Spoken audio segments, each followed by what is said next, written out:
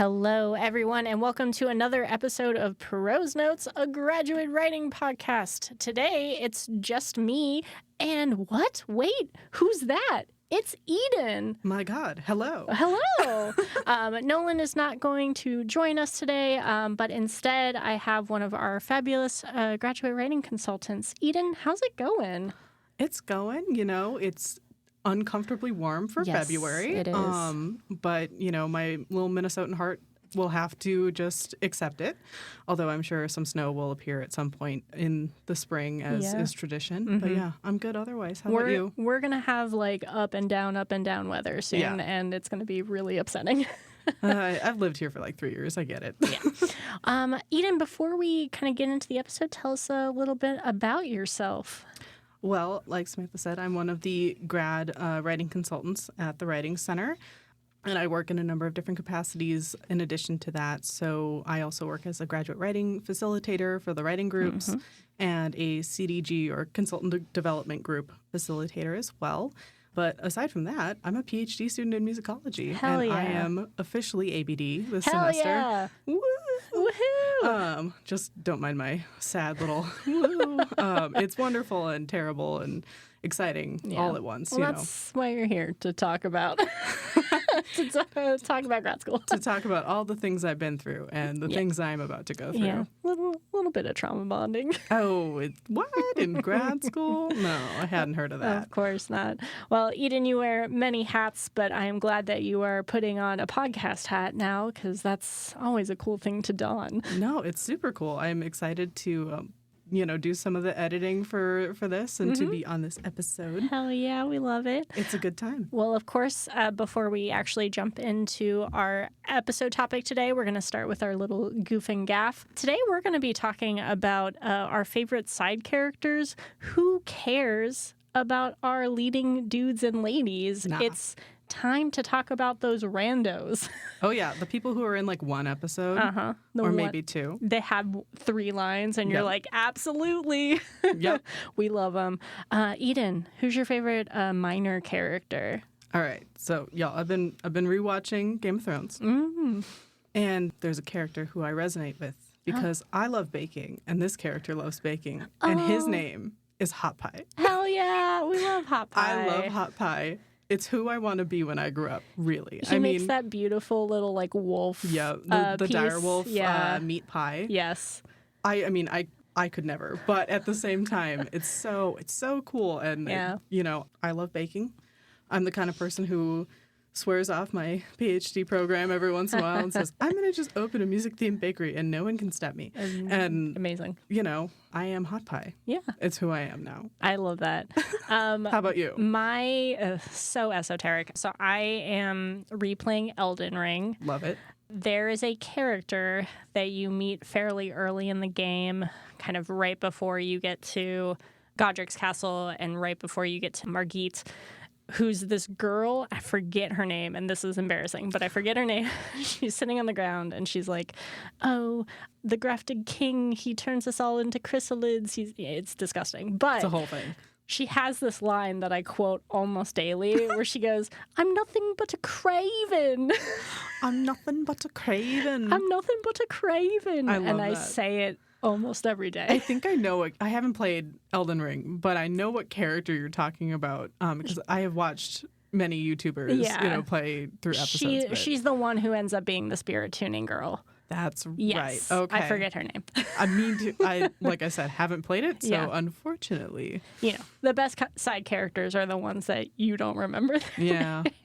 Or you forget about them till you're replaying, and then you're like, oh, you, I love you. Well, excellent. I'm glad we're paying attention to the minor figures in these things, because that's really where the worlds shine, I argue.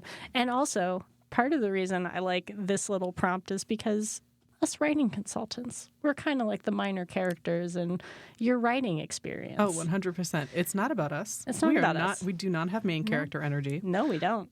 We're just there to be a supportive NPC for you. Exactly. We're on campus NPCs.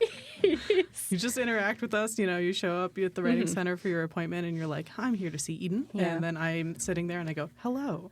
And Big NPC energy. Exactly. Eden. No.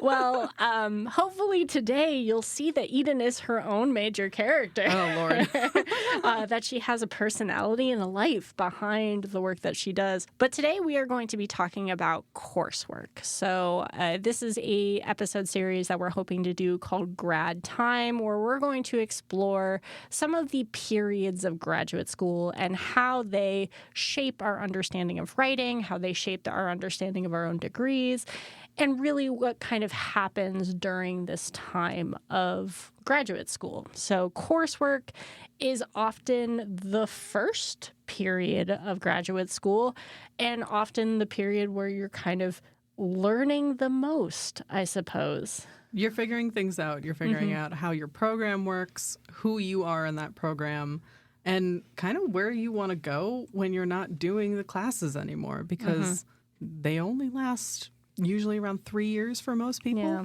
And then after that, it's just you hanging out, writing. Hanging out is a very, very generous term for what happens. Oh, 100%. Yeah. But it's the foundation on which you build your dissertation or your thesis if you're a master's student. And I know for master's students, coursework, you're doing it like the whole time. Yeah, so it's a little different. But I think for today, we're probably going to focus a little bit more on those doctoral programs just because coursework is its own discrete period of time. But we do acknowledge that for a lot of master's students, coursework is kind of the degree. That is what you get. And there's also that opportunity to work on a master's thesis, but it's often in tandem with the work that you're doing in coursework. So you're sometimes writing papers on top of your master's thesis. Right. Yes, I do remember doing that. Oh, no. I'm sorry to hear that. It's okay. It was a much smaller document anyhow because I was doing a performance degree. So we're all good. I kind of got out of a master's thesis. Like my program at IU, I picked up the master's degree on the way. That's right. And they just said, "Oh, you don't have to worry about a thesis." So I really honestly feel like I got kind of the easiest version of coursework compared to some of my colleagues. For sure. Definitely graduate students I've talked to here. Yeah, no, that definitely, some people get to do that here as well. Like, that's an option on some levels in my department too, but they still want you to write the document.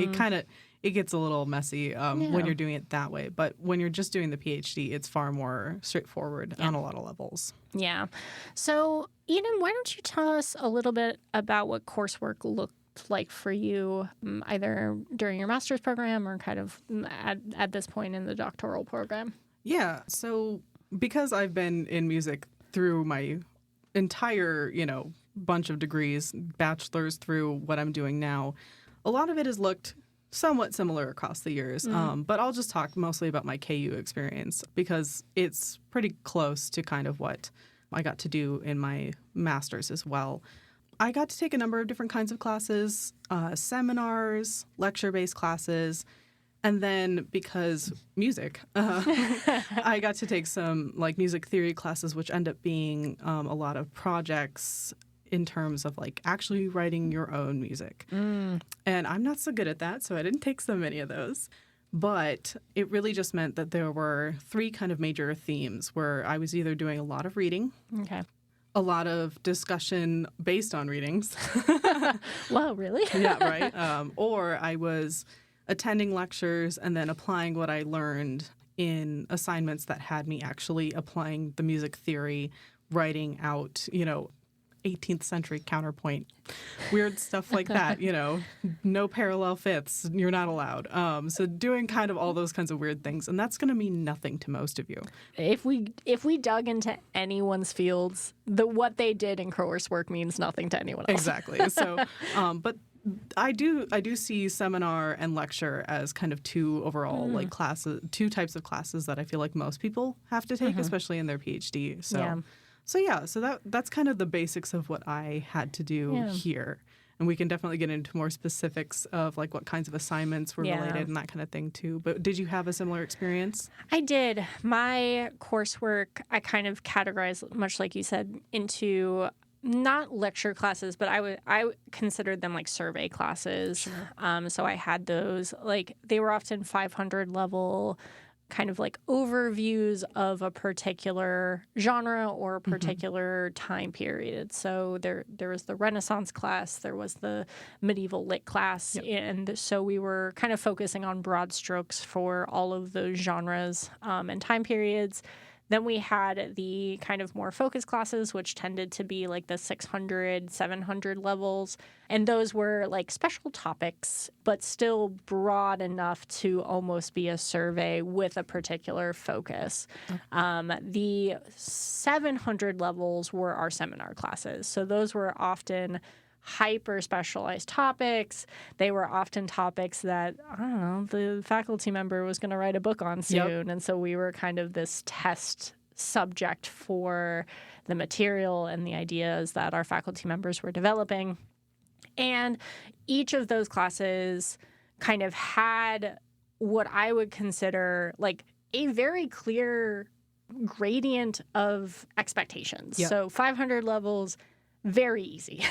600 levels, a little bit harder, but still manageable. 700s, I think I took a 700 level class my first year of coursework, and I felt so dumb for a very long period of time because, you know, you're a first year grad student, you don't know the lingo yet. I have a distinct memory of not knowing how to pronounce Michel Foucault's name. Oh, no. And so I said Foucault one day, and like, oh my God, the looks I got. It's okay. We get that in music too. There's plenty of names where you're like, it's French. And I mean, for me, the French names were always the easier ones because I have a French studies minor. Okay, But for most people, they're like, les Andes galantes. And you're like, that is a French word, that is les Angolants. Like, oh no.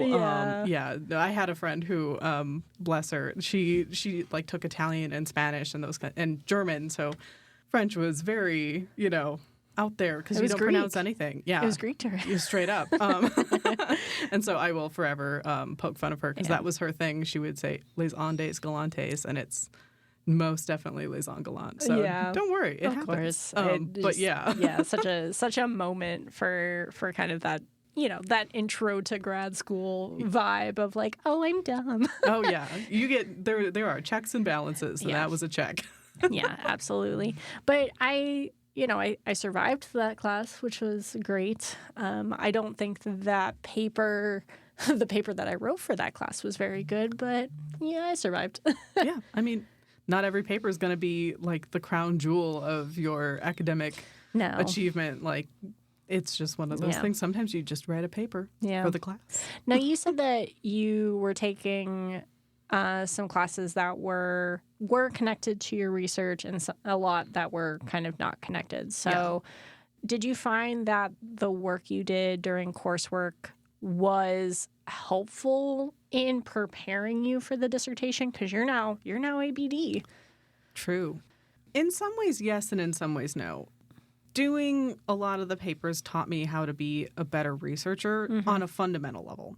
The topics, not always super connected. So my PhD dissertation is going to be on women flutists in the second half of the 20th century in American orchestras how they basically became equal and important members, because it wasn't a thing before. My coursework is largely in a lot of opera and what else have I taken? My God, it's been a while.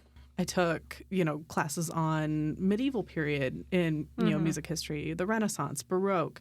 So a lot of my classes were very, I did take a 20th century class as well, but it's not like those focus on specific women in performance aspects. It's just a lot of broad surveys. And so for a lot of it, I don't feel like it's so directly connected to what I ended up doing, but it gave me the skills, for the most part, that I needed when I began to embark on the actual dissertation research, because it was things that I'd done before. Yeah, I can search WorldCat, I can get through JSTOR, I can make a synthesis of many different sources to say one particular thing or prove a point. It was the papers at the end of the coursework that really applied to what I'm doing now. But sometimes I feel like I just got a really broad base of knowledge and then it's up to me to specialize on my own, which is not how it works everywhere, but it seems to be kind of how the department works here. I was going to say, like, because you were describing the papers that you were writing at the end of those courses as being kind of skill-based for you moving on into this dissertation.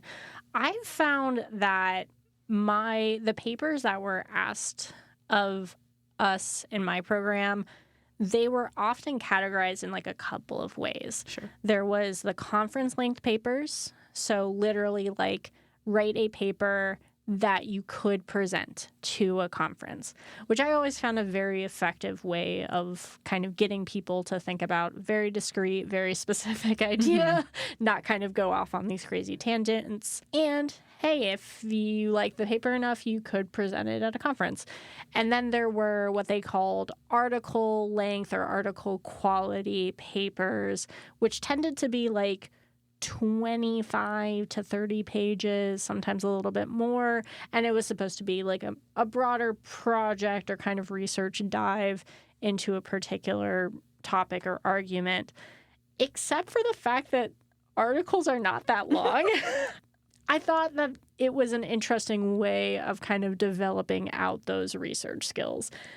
Articles are not 30 pages. Not generally. I mean, in musicology, you do see quite a few like long boys like that. But it's usually by well-established musicologists who have earned the right to be long-winded. Earned the right to write those long boys. Yes, I have not. And so I think for a lot of younger researchers, you entering into whatever field, that's a little unrealistic to be like, you're going to write a 30-page article and someone's going to be like, Yeah, this is actually a good question that's not in our notes that I just thought of. When you were doing reading in your coursework, were you reading recent scholarship or were you reading scholarship that was like, these are the well-established scholars in my field and they're all long boys? Right. Depends is the tricky answer. So I took a class on gender and Mozart's operas last semester. Love the professor who taught it, really interesting stuff. And he did a really great job of blending what the established, Mozart scholars gave us. And there was a book that he showed us that was legitimately like 2,000 pages long. It was psychotic. I looked at that thing and I went, why did you bring that to class? That's evil. You could seriously hurt someone with that. It's a weapon. Exactly. It's a little unwieldy, but what are you going to do? Yeah. Anyways, but he did a nice job of blending some of the old theories with the new, and we critiqued both, which was really helpful. But some classes, there isn't a whole lot of new stuff. Yeah, like my fair. medieval class. We read some articles from the 1970s, 1980s. Wow. Because that was really the most recent established scholarship on some of the topics because, and this is, I think, true of any discipline, some eras, some topics fall out of favor. It's not quote unquote sexy to research things in the medieval right now. Right now, it's all about 20th century and like, contemporary or looking back and trying to find composers or something who have been ignored by the canon. So for us, it really does mean that, talking about some dude writing about Spanish villancicos in, the 1700s is, not always going to be the topic that's the most exciting, getting a ton of attention. Interesting. So the long and short of it is I got to see both. Okay. But for the most part, it was names that are established. So not a whole lot of like outliers of like individuals who didn't have a whole lot of other things published. So I had a relatively similar experience, but I don't think I actually read as much recent scholarship as I should have or as I would have liked to, because I think that in English and in literature studies, there is this prestige of certain articles and certain scholars and the work that they've done. And so I feel like I may be misremembering, but I feel like some of the most recent article I probably put in my dissertation, but, was part of the kind of coursework model. I'm sure it was in the 90s. It is not recent in terms of what you would expect recent to be. Right. And so the rhetorical strategies in those articles were different. Like when I was writing these article length papers, you know, I was modeling my writing off of stuff from the 90s, and then I was getting critiques being like, you shouldn't be doing this. And I'm like, hey, this is the example you gave me. Right. So it's really interesting that my coursework didn't emphasize modern scholarship. I wasn't necessarily reading stuff that was published in, when did I graduate? 2021. Right. Because it wasn't part of the like training that I had in coursework. Now, scholarship in literary studies is also much slower. So, you know, the kind of hip topics, like you said, I don't know if my dissertation would have counted as probably a sexy topic. Right. Because I wasn't finding a lot of stuff. I was finding stuff in the 90s, but like nothing that modern. So maybe I should have chose a sexier topic. I mean, something that my advisor once said is that you should choose a topic that really excites you, that you are like super into, and you feel like you can spend years on it. And because I started off with a different topic than what I have right now. And we did pivot because I was thinking about how, you know, marketable it might be. And spoiler, it was about Baroque flute music transitioning into what we call the galant. And it's a bunch of dead white men, really. Yeah. I was going to try and see if I could find some women composers or something too, but like not a lot of research is being done on that right now. And, you know, you have to think about what are you going to do with this? What are your career goals? All those kinds of things. And my advisor was like, if you're not super psyched out of your mind about this, let's think about something that you are. Yeah. And so I think that there's merit to that as well. Like I think there's the idea of the in topic, and then there's the idea of what do you really want to do? What do you really want to look at? I got turned off from my first like project topic because of what was hip in Milton studies. So I went to grad school thinking that I was going to study John Milton and Paradise Lost for the rest of my life. And what's hip in Milton studies right now is like religious biography. So they're really interested in like Milton's own religious beliefs. I don't care. You're like, I just want to talk about the writing. I just want to talk about Paradise Lost and how crazy it is. Yeah. and it literally, like, going to those courses, kind of knowing what was the popular topic in those studies, changed my mind. I didn't want to be a Miltonist anymore. And there is something to be said for that, too. You know, you could know yourself. Yeah. Don't force yourself into a box for a topic that is going to drive you insane. Yeah. I mean, the dissertation will drive you insane no matter what. Yeah. But yeah. Try to mitigate those circumstances. Try to live the life that you want to live. Exactly. Because you're going to have a rough time during the dissertation. You only dissertate once. Yes. Well, some people have multiple PhDs, and it's crazy. It's not for me. It's for others. Yes. So going on to our next question, but I feel like we've kind of touched around this a little bit. Do you feel like you were ready to move on from coursework? Absolutely. Really? Yeah. Oh my God. I love taking classes. I love learning. I really do. But at a certain point, I was like, I think I've learned enough right now. I want to be doing the next step in this process because I don't want to. First of all, I don't want to be here forever. It's one of those things where, you know, I'd like to get the PhD because that's the whole point to doing the dang thing.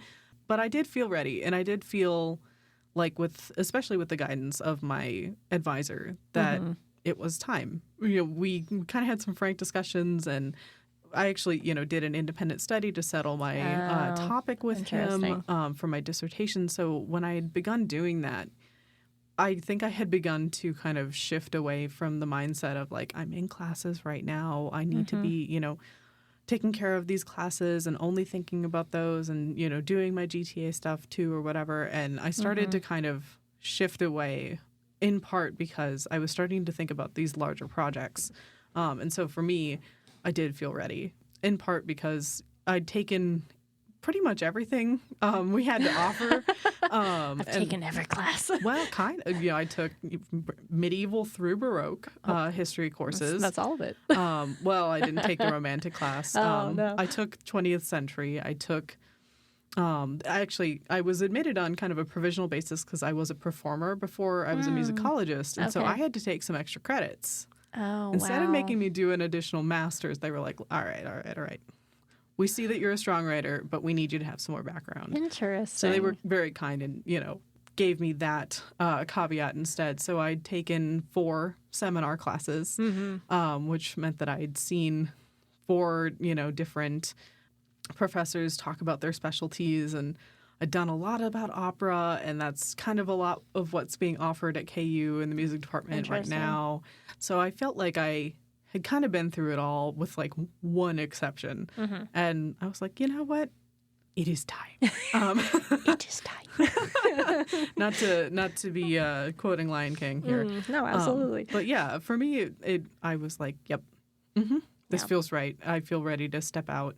And I know that's not the case for everybody, or people still want to take a class. Like there was a Bernstein class that my advisor's teaching this semester that I was like, oh, I desperately want to take that, but also I don't want to do a lot of work, and it's going to be, he makes the class that is a lot of work, and it also costs money, too. Yeah. So like when you hit taking those dissertation credits and you've got funding or whatever, it's good to use the funding on those. Yeah. And so for me, that was kind of something else that I thought about, Does your department let you audit classes? Tricky answer. This is the final class that my professor, my advisor is teaching because he is retiring. So I don't think that he really wanted a lot of auditing. I think he wanted people to be taking the class. Yeah. But they do allow you to take things for varied credits. So, like, I have a friend in it who's also ABD who's taking it for half a credit. Okay. Yeah, which is dope. Yeah. He's still doing all the work for the class. But he was like, this is a financial thing. Like, if I could just take the 3 credits without worrying about, money, I would just sign up for them. But because I've got to, do whatever, they'll let you do that. Okay. For some things. You got to get approval on certain basis. But yeah. My department at IU was very kind of anti-auditing. Yeah, I think most departments are. It's a butts and seats kind of thing. Yeah. They want the enrollment. They want to show the university that, yep, we're filling these classes. That's actually also why I think it was the semester after I took an independent study, they banned independent studies at my department. Yeah, because it takes resources away. That is true. And grad students are a big drain on resources. Drain's a bad word. Drain is, well, actually, my independent study was a drain because it was a independent study that I in no way, shape, or form used in my dissertation. No. It was just a fun class that I did. You know what? It wasn't a drain for you, and it probably wasn't a drain for your advisor, but the department may have disagreements. But that's none of our business. Shout out to Monique Morgan for letting me steel arm you into a science fiction independent study. Oh, that sounds rad. It was rad. That sounds rad. It was useless. I mean, like, intellectually stimulating, but did not end up in my dissertation. Yeah, which then you're like, well, it was cool, but I didn't really further my goals with those files. Yeah. Well, and I think that's another element of coursework that I find very interesting in graduate school, because most people take classes that do serve a purpose for the dissertation, for comprehensive exams. And some classes you just take to fill the requirement. And departments have very strict maybe isn't the word, but like very clear requirements for what you have to complete in order to move to the next stage.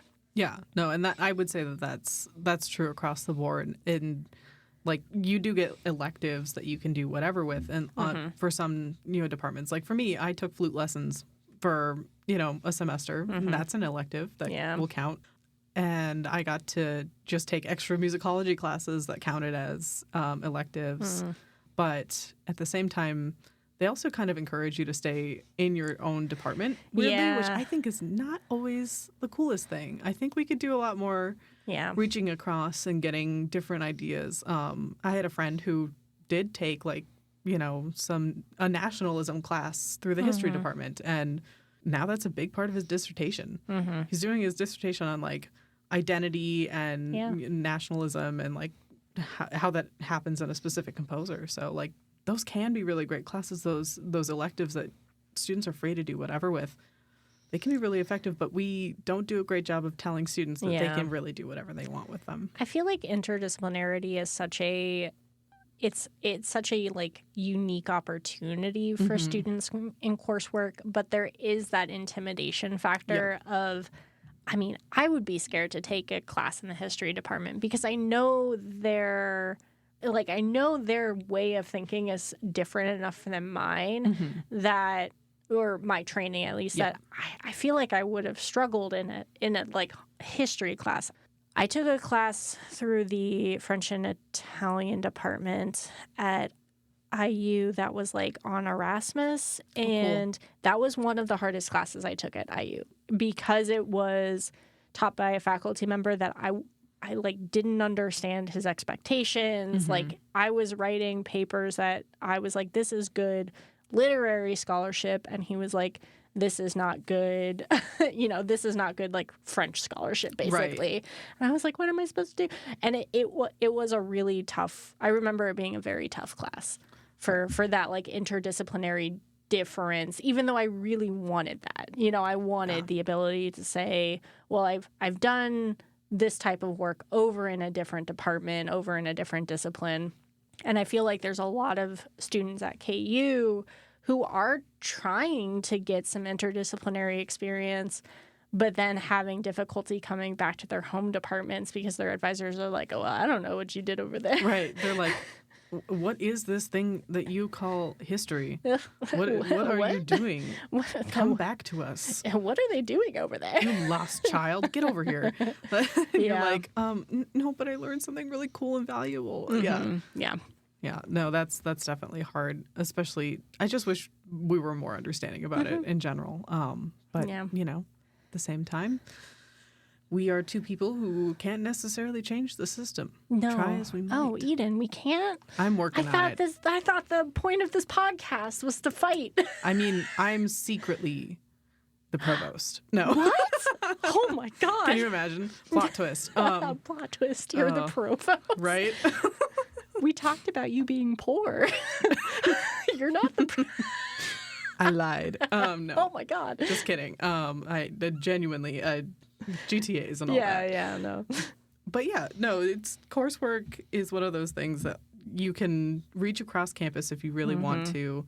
It's not always encouraged, and I think that sometimes that can be a mistake. But but you can also take really cool classes in your own discipline. And there is something to be said for that, because I took a class on exoticism in, Western music, and I wrote a paper on The Legend of Zelda. Hell yeah. And I got to present that somewhere at a conference. So, there are these things that it's super beneficial to taking a class that you're like, I mean, this looks neat, and it's in my discipline, and I should be able to, handle everything that's in there. And then sometimes they end up really being quite useful. So yeah. When I had to fill a lot of minor requirements, do you guys have minors in your field? No, although at other schools it works differently, where you have like a major field and a minor field within your field. Oh, okay. KU is pretty much just you get the musicology degree. Oh, interesting. And your specialization really just comes in your dissertation. Okay. And that's kind of it. Although weirdly, I've become kind of like a little opera scholar just because of the classes I've taken here. I've taken so many opera I'm not at like 3 or 4. Wow. Yeah. So many. I know too much. Too many. No, I wasn't going to say. It's okay. You could say it. But we had minor kind of focuses, especially during coursework. And I found that actually really limited my choices for electives and for kind of moving outside of the department, because I had to fill those classes. Right. And what that ended up meaning was that I remember there were like classes on publishing that I didn't take because I was trying to fulfill my minor requirement. There were classes on pedagogy that I didn't get to take because I was trying to fulfill my minor requirement. And I also remember during my time at IU, the graduate students actually did an amazing thing and pushed for certain coding classes to count for basically like a research skill. So it was like part of the minor requirement, but they were able to argue that coding, and even the medievalists did this. The medievalists argued that their Old English classes should count towards their language requirement, which before didn't count. And Wait, I just want to make that Old clear. English didn't count as a language? Old English didn't count as a language requirement, as is counting towards the language requirement until our cohort fought for that. My God. I mean, know. it is a totally It different is an language. entire language. There's names like Ethelwolf and that class Athelstan was notoriously hard. I didn't take it, but many of my friends wow, did. and it didn't count. It didn't count until they fought for it. So fight for your rights. Exactly. Fight for what you need. You fight for those medieval English classes to count towards your degree. Eden is the provost. I feel like we should go to her door and we should demand. No, please don't come to my door. I mean, I might have cookies for you, but that's about it. Hell yeah. Wonderful. Let's get back to coursework. Oh, yeah.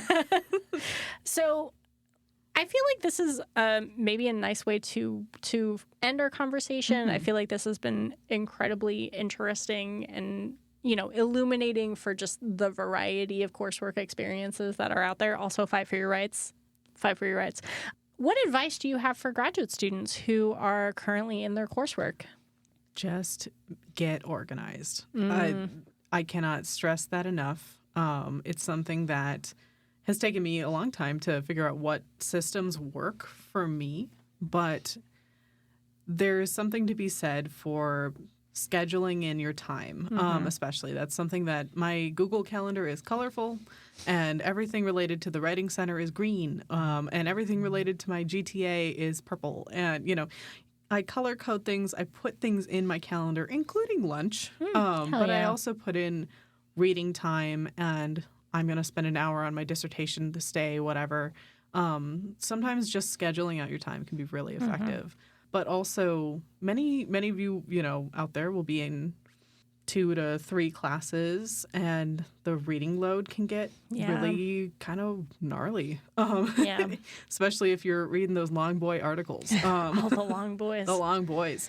And, it can be very dry. So specifically getting some good reading strategies, skimming strategies, that kind of thing.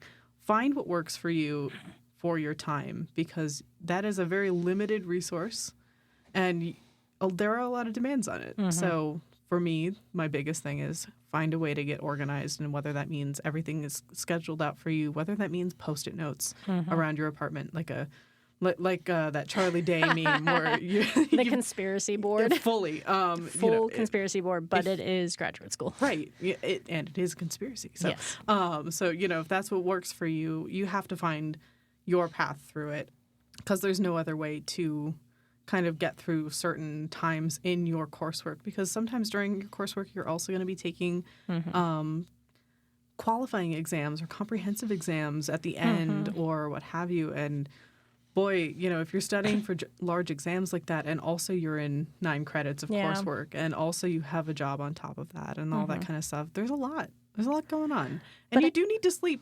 That is very important. That's the other bit of advice. Go to bed. Please sleep. Go to bed. Please.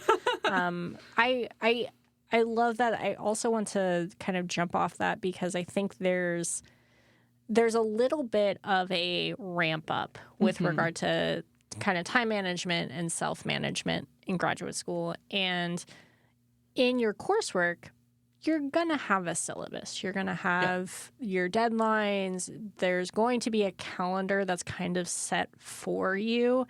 And for some students, that is what they're used to because of undergraduate or because of their career, where they have kind of a very clear set of tasks and deadlines. If you are practicing good time management in your coursework, it's going to be much easier to translate that skill to your comprehensive exams and to the dissertation or the master's thesis, when you're deciding what those deadlines are and what your writing schedule is and what your day literally looks like. Yep. And that's something that I'm presently figuring out. Yeah. Because I am someone who I love structure. I love a bit of structure. I like just like those lemon bars. I know. That curd has to be set, just like my schedule.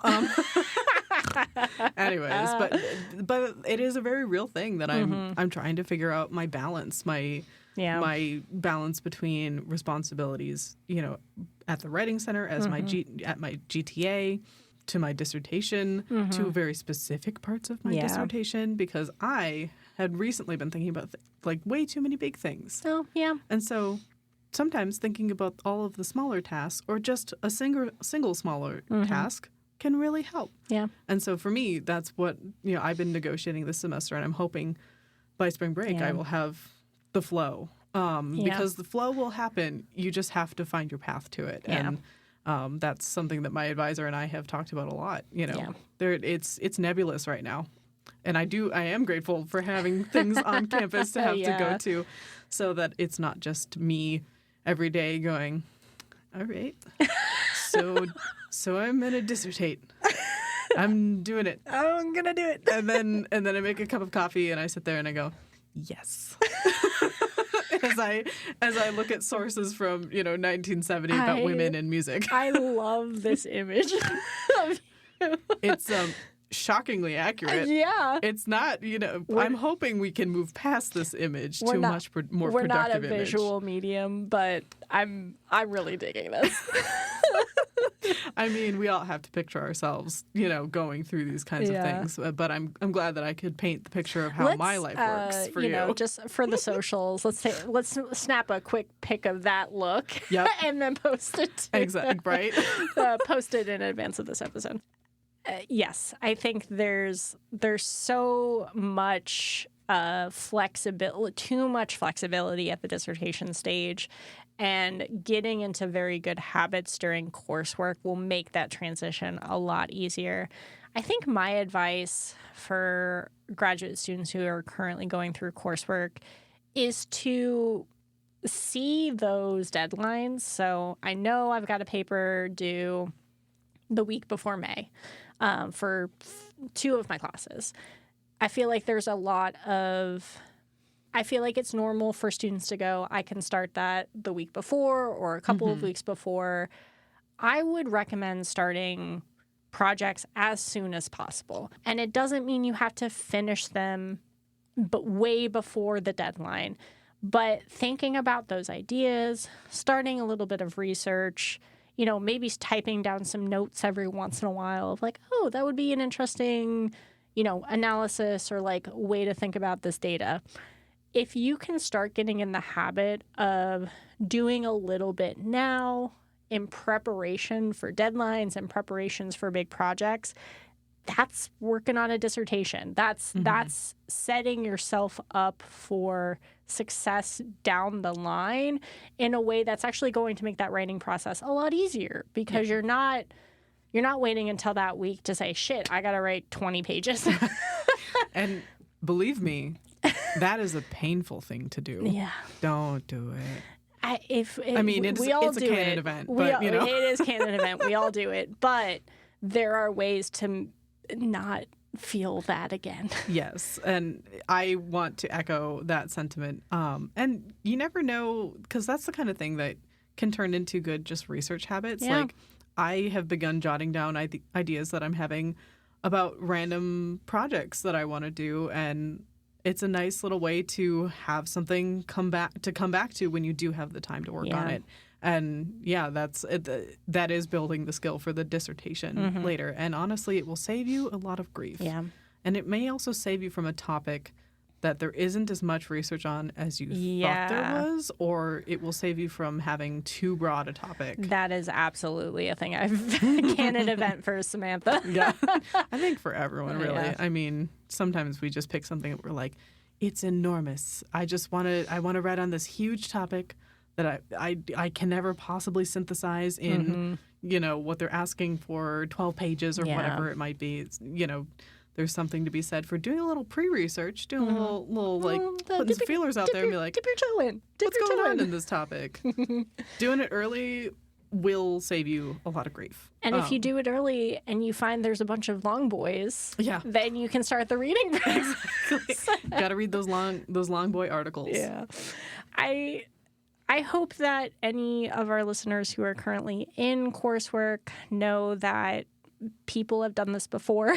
So, talk to your colleagues, talk to people in your cohort, see if there are any tips or tricks from those who have either done this before or worked with that professor before.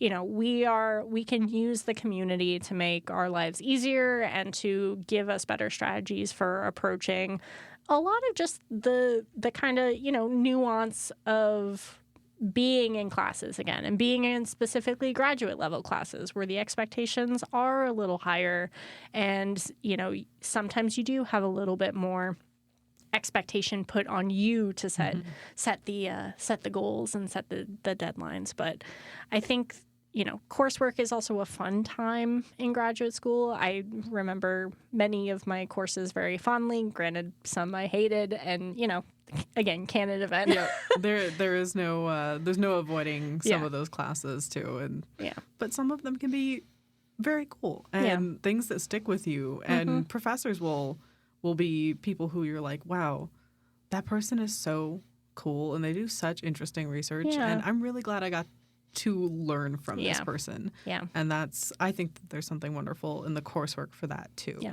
absolutely. Well, hopefully, again, those of you in coursework, you're hanging in there. We're recording this in February, so I bet by the time it's going to be out, we'll be on spring break. Oh, wouldn't that be nice? We'll see. But Eden, this has been lovely. Thank you so much for being on the show. Thank you so much for having me. I so enjoy funny little chats about coursework and literally anything else. Yeah. It's been super fun.